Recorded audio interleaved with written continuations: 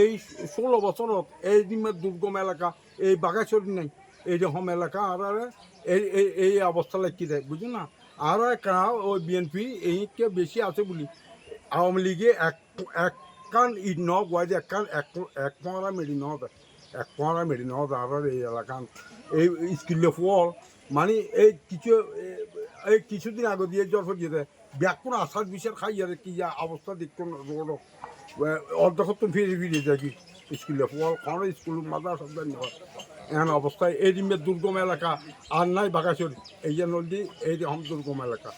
জি আমাদের এই রাস্তাটা আজকে অনেক দিন যাবৎ প্রায় আমরা ছোটো থেকে দেখতেছি আমাদের রাস্তাটাই অবস্থা, কিন্তু এ পর্যন্ত অনেক মেম্বার চেয়ারম্যান অনেকে এসে দেখে গেছে কিন্তু কোনোদিন সংস্কারও করে নাই।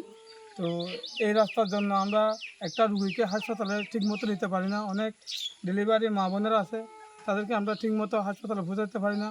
যেমন একটা মানুষ মারা গেলে তাকে দাফন কামানোর জন্য অনেক হয়ে যায়, আর অল্প বৃষ্টি পড়লে কাদা হয়ে যায়, চলাচল মানে অসম্ভব হয়ে যায়, অনেক মানে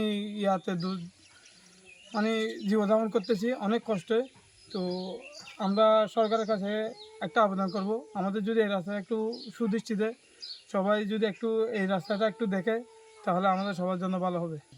আজও বর্ষাকাল আসে নাই, আমাদের কি অবস্থা লোড গার্ডের, আমাদের ইমাম সাহেব আসতে পারে না মসজিদে, আমাদের ছেলেমেয়েরা স্কুলে যেতে পারে না, এখনই আমাদের দুর্দশা শুরু হয়ে গেছে। আমরা 6 মাস পানি অন্তত এই লোডে পানি থাকে। দেখেন এই এলাকাটা এখনও বৃষ্টি শুরু না হতে আমরা দুর্ভোগে পড়ে গেছি। আমরা উপজেলা প্রশাসন, আমাদের উপজেলা নেতৃবৃন্দ, আমাদের মাননীয় মন্ত্রী সরকারের কাছে আবেদন জানাই, আমাদের এই ব্যাপারী ভাড়া এই যে ওই কিছুক্ষণ আগে আপনারা ওইদিকে গেছেন, ওইখানে কিছুদিন আগেও আমরা 2টা বাইকে হারাইছি। অত একজন কারেন্ট অ্যাক্সিডেন্ট করছিল, ওইখানে লোড গার্ডে পানি ছিল, আমরা ওনাকে নিতে পারি নাই, নৌকা তোয়াতে নৌকা করে যারও হাসপাতাল নিয়ে গেছিলো, তখন ওনাকে আর বাঁচাতে পারি নাই। তারপর আমাদের কুদ্দুস ভাইকে আমরা হারাইছিলাম, কুদ্দুস ভাই হঠাৎ অসুস্থ হয়ে মারা গেছিলো। কুদ্দুস ভাই আমরা পানির ভিতরে খুব কষ্ট করে ওনাকে দাফন করতে হয়েছে। আপনারা দেখেন আজকে কত বছর আমরা এখানে অবহেলিত। আমরা এই ব্যাপারী বাড়াতে বাগাইছড়ি আপনারা দেখেন, সারা বাগাইছড়ি উন্নয়নের ছোঁয়া যদি না লাগে থাকে আমাদের এই 32 নং বাগাইছড়ি 4 নং ওয়ার্ডে দেখেন আপনারা কি দুর্দশা।